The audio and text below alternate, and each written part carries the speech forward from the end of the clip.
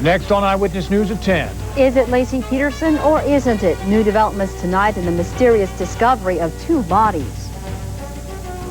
Everybody was screaming on the bus when it seems the bus rolled over about 8 times. The ride home from school turns terrifying tonight for some Northwest students as their bus plunges down an embankment. And what happens when this notorious anti-war activist visits Seattle tonight? Plus Andy's pinpoint weather forecast. I'm Steve Rabel. And I'm Christy Lee. Eyewitness News at 10 on UPN 11 begins right now. Good evening. The agonizing wait continues tonight for the family of Laci Peterson. They are anxiously awaiting the results of DNA tests on the bodies of a woman and newborn that washed ashore in the Bay Area. Eyewitness News reporter Allison Starling joins us live now with the latest developments. In a statement tonight, the Peterson family says these past 3.5 months have been a nightmare. This waiting is the worst. Investigators say tests will soon reveal whether or not the 2 bodies are those of Laci and her baby boy. We believe that if this is Laci, God has allowed her to be found because our family needs to know where she is and what has happened to her. Late today, a family spokesperson expresses the grief of Laci Peterson's loved ones.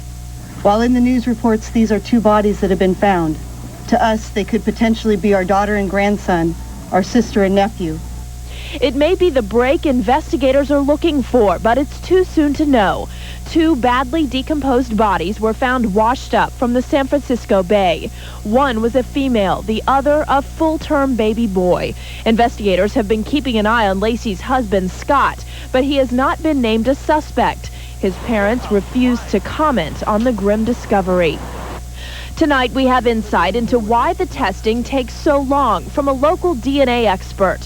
Howard Coleman runs the Genelex testing company in Redmond. He thinks scientists in California will have to test the bones of the 2 bodies if they are to get readable DNA. And it's even tougher because the bodies were found in salt water. Water's a very hard environment on DNA. It accelerates decomposition, salt water in particular. Laci disappeared Christmas Eve when she was 8 months pregnant. If this turns out to be Laci, we want the animal responsible for this heinous act to pay. We will do all we can to pursue justice for Laci and Connor. Scott Peterson has not commented on the discovery of the bodies.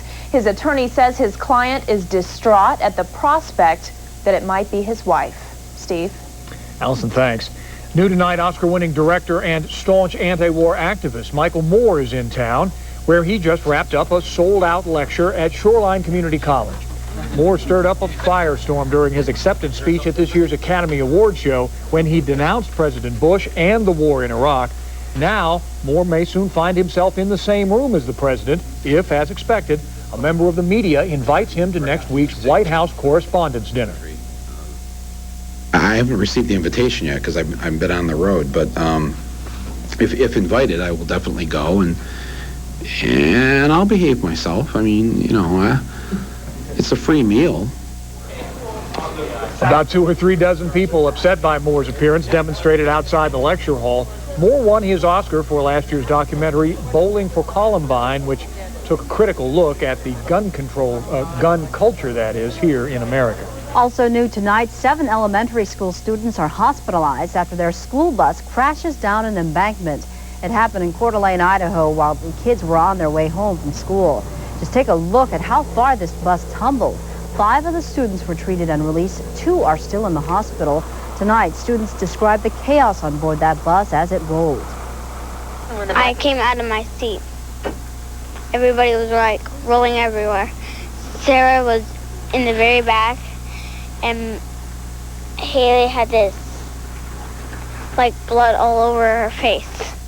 Amazingly, she only suffered a possible fracture to her hand. Kelly says the bus rolled over 8 times before coming to a stop. We're tracking new developments tonight in a heartbreaking car theft case. Earlier this month, the Davis family's wheelchair-equipped car was stolen from its parking space outside their Renton apartment. Tonight, it's been found in a ravine, totaled and missing its wheelchair ramp. If you know who stole their light metallic blue 1991 Subaru Legacy station wagon like this one, call the King County Sheriff's Department. A lot of West Seattle residents are angry tonight after someone vandalized the Statue of Liberty on Alki Beach. The statue, Lady Liberty, stands overlooking Elliott Bay, but now something is missing, the torch.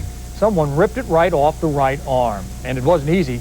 The statue is made of copper, rebar, and concrete, but the torch has been found in the tide flats. Why now? You know, why would they do that now? It's just a shame that they deface something that's unnecessary like that. We do have a mold of the statue and the torch, and it may be, looking at this, that we need to recast at least this part of it, if not the whole arm or perhaps the whole statue. Tom Ansert owns the Liberty Deli across the street from the statue. He helped get the statue fixed last time it was vandalized. In 1996, someone broke off an entire arm. It cost $6,000 to repair then. It will likely be up to the community to raise repair money this time. Now let's get you caught up with all the latest developments in Iraq tonight. The mastermind of the 1985 hijacking of the Achille Laurel cruise ship has been captured by American forces in Iraq. Abul Abbas is under indictment for the murder of an American passenger on the cruise liner. Tonight, the United States is getting revenge on Syria for serving as an escape hatch for members of Saddam's regime. The military has shut down the huge oil pipeline that carried about 200,000 barrels of Iraqi oil a day to Syria. And the first meeting on a new Iraqi government has produced a 13-point plan for a democratic government. And we've just learned tonight the U.S. Army is looking for 7 Washington State-based reservists who've apparently deserted their units. They include a supply clerk, a bridge engineer, an administrator, and a food service specialist. They vanished when their Army Reserve units went on active duty. The soldiers could face up to 3 years in jail and a dishonorable discharge. Families in Bremerton are getting ready to welcome home the USS Camden after a more than 9-month deployment. When her husband shipped out last July, Andrea Taylor was barely showing her pregnancy. Her baby Andrew will be more than 4 months old when her husband Stephen returns sometime in early May. As part of the USS Abraham Lincoln's battle group, the Camden's tour was extended when war with Iraq began. Taylor received the news while still in the hospital. And one of the head nurses came around and handed me a daily paper, and right on the front page was the Camden was being turned around. I cried. I couldn't stop crying the whole day. Today, leaders from Kitsap County and the Navy met to discuss homecoming plans for the 600 sailors aboard the Camden and the other ships expected home soon. Only on Eyewitness News tonight, a behind-the-scenes look at how your tax dollars are being spent for new Homeland Security measures. Our cameras are there as a special U.S. Coast Guard mission in the Puget Sound waters. Reporter Dawn Scott is live now with that story. Dawn? Steve, the ferry Tacoma you can see behind me just pushing off now for Bainbridge Island. The Coast Guard mission to prevent criminals, even terrorists, from attacking ferries like that in the largest ferry system in our country. Hi, this is the Coast Guard again. We're going to have 3 boats around you today. On this run, the U.S. Coast Guard escorted the ferry Hayek on its way to Bremerton. Looking for anything out of the ordinary. Armed with heavy rifles, the Coast Guard is on the lookout for suspicious activity or people, boats too close, or boats always around a specific ferry. It's all part of Homeland Security. Protection of the waterfronts, the ferry routes from any kind of possible attack. That includes possible terrorist attacks. The government has often feared ferries could be vulnerable. No way of knowing. It's a possibility. Passengers tonight glad to see the patrols a little safer, knowing there are more eyes watching. It's a good thing to do. I'd rather see them follow the boat back and forth than have to have my vehicle checked every time I got on the boat. I'm okay with that. I think I feel safer. The Coast Guard acknowledges its efforts alone cannot stop terrorism. They encourage all passengers to always be on the lookout for danger. Still, their patrols will continue in the Puget Sound indefinitely. Live tonight in Seattle, Dawn Scott, Eyewitness News at 10. Thanks, Dawn. Police go to a University Place home looking for a missing woman, but instead find a big meth lab. Detectives spent more than 12 hours cleaning up the active meth lab and collecting evidence. 3 people were arrested at the scene, and police recovered finished methamphetamine and a lot of chemicals used in manufacturing the drug. Both detectives and people living nearby say it's very rare to see a meth lab in that section of University Place. Having this happen here pretty much proves that it could happen anywhere. Oh, yeah, really, because this is a real nice neighborhood. In addition to the meth, police also seized a number of weapons at the home, including sawed-off shotguns. They also found some high-end computer equipment they believe may be stolen. New tonight, a Northwest Good Samaritan is robbed right in the middle of her good deed. It happened in Eugene, Oregon. The woman was withdrawing cash from an ATM machine when an elderly woman nearby collapsed. The bank customer stopped in the middle of her transaction to help put the 80-year-old woman in a car so she could be driven to the hospital. And that's when someone grabbed the woman's money and ran. Tonight, the bank is reviewing security tapes for clues. Trial is underway for a man accused of killing a teen in a fit of road rage. Allison Arnold sat quietly in court today during opening statements. He is charged with vehicular homicide in the death of Georgia Pemberton. Pemberton was coming home from prom last year when Arnold's car hit her head-on. The defense says the fault lies with another driver charged with her death, Lucas Kutek. But the state says Arnold made the choice to chase that driver after allegedly being cut off. Lucas Kutek is the one who pushed Mr. Arnold out of his lane. Mr. Kutek forced him into that eastbound lane. Allison Arnold killed Georgia Pemberton by driving his car in a reckless manner. Trial for the other driver is expected to begin after this trial wraps up. The jury will hear from eyewitnesses as well as from accident reconstruction experts. Rodney King is back in the spotlight and in the hospital tonight after surviving a high-speed crash. Investigators in Southern California say King was speeding and blowing through stop signs Sunday morning. When he lost control of his SUV, he crashed into a utility pole, slammed into a tree, then tore through a fence and hit the side of a house. King is in fair condition with a broken hip. Police suspect him of drunk driving. The tax deadline is midnight tonight, and it happens every year. Thousands of people waiting until the last minute to mail their income tax returns to the IRS. As you can see from this line of cars at 3rd and Union in downtown Seattle, it's a good thing plenty of post offices stay open late on deadline night. The Postal Service estimates it will handle an extra 30 million pieces of mail this year. American Airlines is teetering on the brink of bankruptcy tonight because its flight attendants refuse to take a pay cut. The world's biggest airline has given the union one more day to change their votes. Americans' pilots and ground workers did vote for cuts, but the airline says if those flight attendants don't change their mind, they'll declare bankruptcy tomorrow night. If state legislators have their way, and they're close to getting it, the cost of a basic traffic ticket will soon be more than $100. $86 is the current fine for offenses like running a red light, not wearing your seatbelt, or going 10 miles over the speed limit. The state Senate voted to raise the cost. The bill is now on its way to the House. Andy Wampler's in the Pinpoint Severe Weather Center now with your first look at the forecast. It's a bit of a rainy night in the north end of the Sound. Our Pinpoint Storm Tracker showing showers over Friday Harbor. And tomorrow morning, for everybody else, a chance of showers during the drive. We'll look ahead to the rest of the day and the rest of the week coming up in our Pinpoint 5-day forecast. And the war is on to stop you from getting spammed. A local man who's being targeted by AOL next. We're also tracking new fears about SARS tonight. Health officials are saying it is more dangerous after the virus mutates. And you won't believe the new scheme that substitutes fake prices for real barcodes at Walmart. But there's a strange twist to the story. Next. KIRO 7 Eyewitness News at 5 for the best coverage of breaking news and in-depth coverage of the major local news of the day.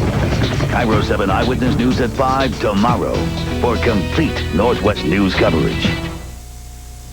It's in your email box every day. Unsolicited email spam urging you to view pornography, buy Viagra, and more. But tonight, America Online is waging war on spam with a major battle right here in the Northwest. Welcome. You've got mail.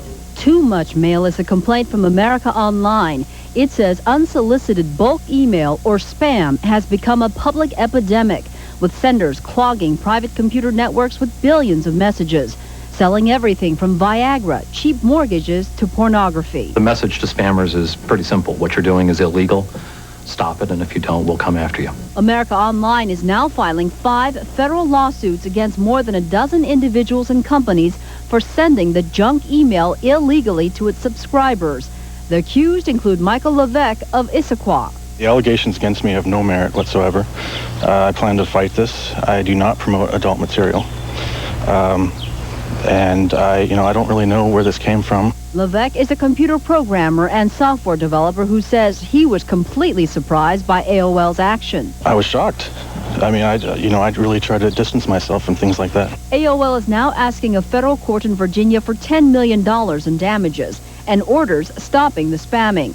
It says it's received more than 8 million individual complaints from subscribers, most of them using a report spam feature that AOL introduced last fall.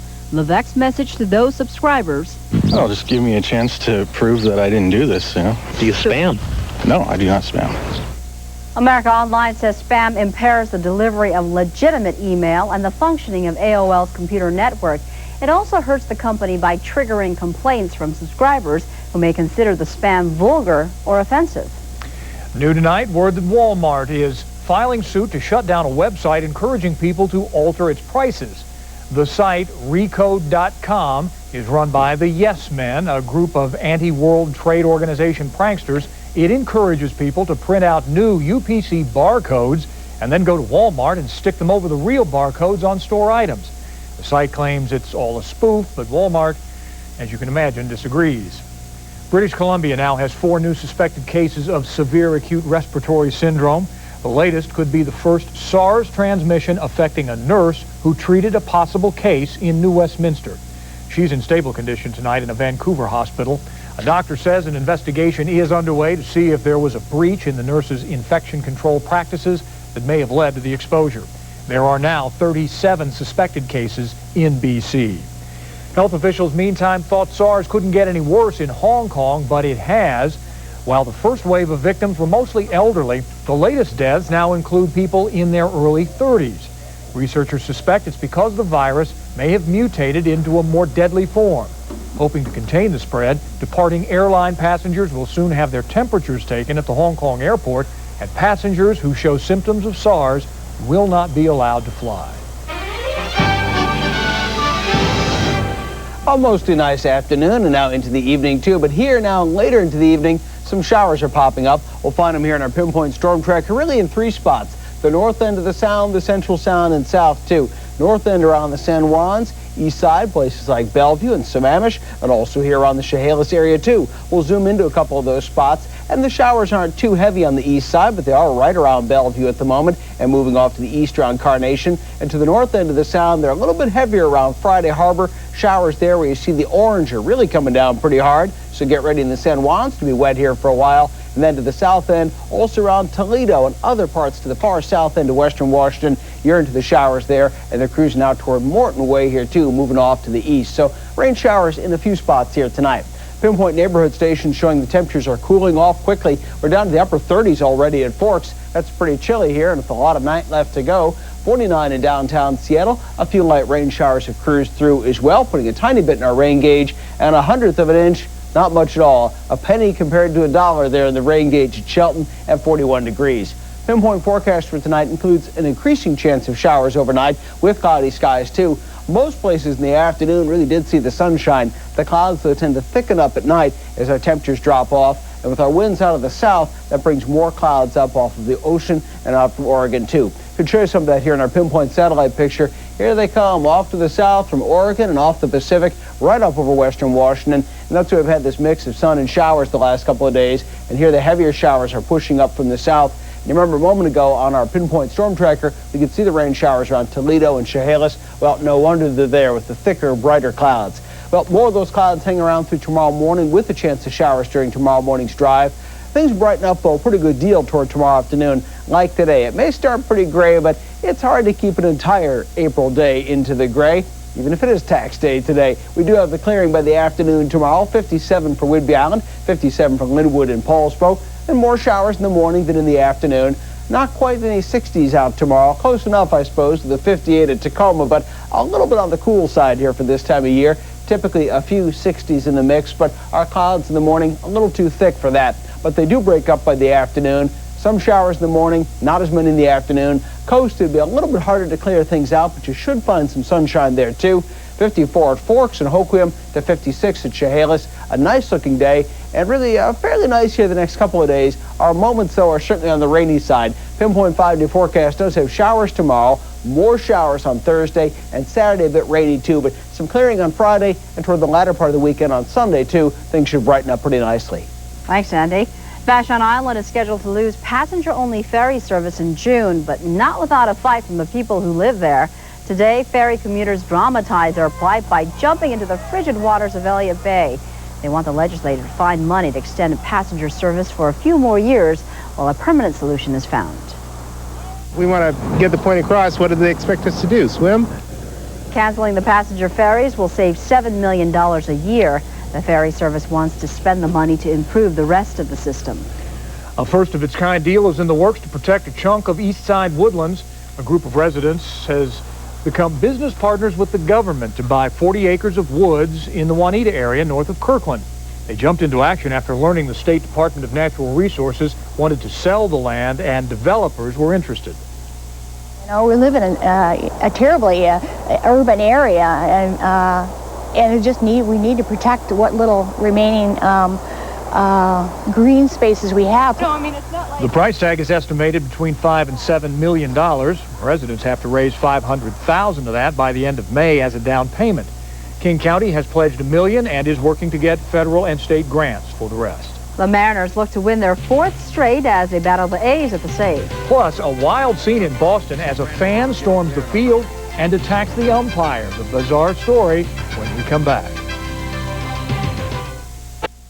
On Saturday, Edgar Martinez came back from a hamstring injury, and that changed everything for the M's. They haven't lost since Poppy's been back in the lineup. Bob Melvin, all smiles tonight, especially when you got a guy like Edgar against the A's. Bottom of the first, Edgar singles to left field. That was just a start. Scores Randy Wynn, Edgar with 2 singles and a double tonight as well. Bottom of the second, Ben Davis laces a single to left field. That will score Mike Cameron, and the M's have a 2-1 lead. In the third, back come the A's. Eric Chavez takes Ryan Franklin deep. That's a solo shot, tying the game at 2-all. In the fifth, Mark Ellis cashes in. He belts a solo shot. That gives Oakland a 3-2 lead. Franklin does well, goes 6 2/3, giving up 3 runs. But Edgar would have to bring the M's back. Bottom of the sixth, he gets a single to score Booney. That tied the game at 3-all. After an Edgar double in the eighth, John Olerud rips another double. And pinch runner Mark McLemore hustles in for the go-ahead run. How about that? In the ninth, Kazu comes on. He'll get Chris Singleton for his 3rd save of the year. M's win it 5-3. They've now won 4 straight. In Chicago, another stupid move by a fan as he decides to go after the umpire. Check out the bottom of your screen right there. That's a fan who ran onto the field, and he's going after the ump. Players jumped in and stopped the guy who was overmatched anyhow. Last year, a father and son ran onto the field and attacked the Royals' first base coach, Tom Gamboa, at that same field. In Boston, Lou Piniella and the D-Rays trying to rally against the Red Sox, but with the bases loaded in the bottom of the ninth, Shea Hillenbrand chops one through to bring in the game-winning run. Boston takes it 6-5, and Lou tosses out a few choice words as he heads for the clubhouse. Ooh, a bat, too. Hey, the Sonics will wrap up their season tomorrow night with the Suns, but they'll have to do it without Rashard Lewis. Last night in Dallas, Lewis blew his top after taking a couple of elbows from Sean Bradley. Rashard picked up 2 technicals. He's thrown out of the game. Today he was suspended for 1 game for throwing his wristband and a mouthpiece, so he'll have to sit out the season finale tomorrow. But he does get a Brent Berry bobblehead doll as consolation. You bet. Thanks, Greg. We'll be right back. It appears an endangered species is making a small comeback off the coast of Vancouver Island in Washington State tonight.